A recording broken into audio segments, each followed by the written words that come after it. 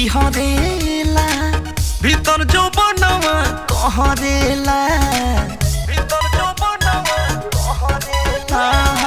सारा शरीर मोर सिहरेला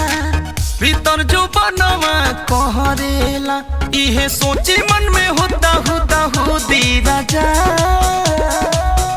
ढोड़ी छुए लता भरे गुद ढोड़ी छुए लता भरे गुद गुदी राजा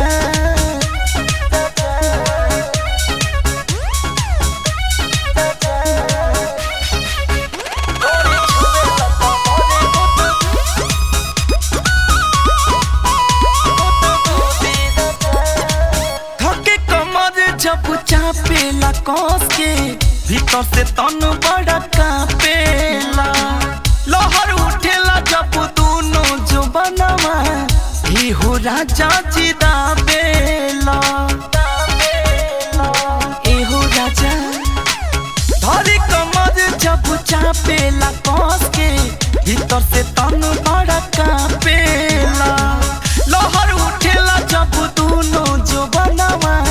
ए हो राजा जी दाबेला लागे चोली में से जो बन जाई कूदी राजा ढोड़ी छुए लता भरे गुद गुदी राजा ढोड़ी छुए लता भरे गुद गुदी राजा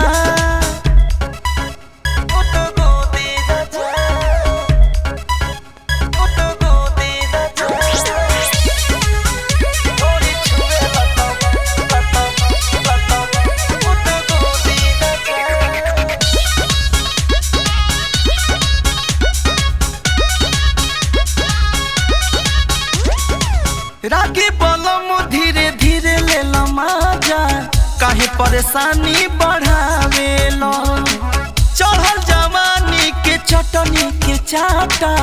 काहे रोआ डहकावेला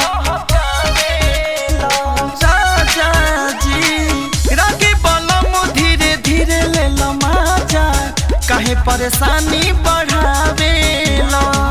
चढ़ल जवानी के चटनी के चाटा काहे रुआ डहकावेला अब त फेल भइल जाता हमर बुद्धि राजा ढोड़ी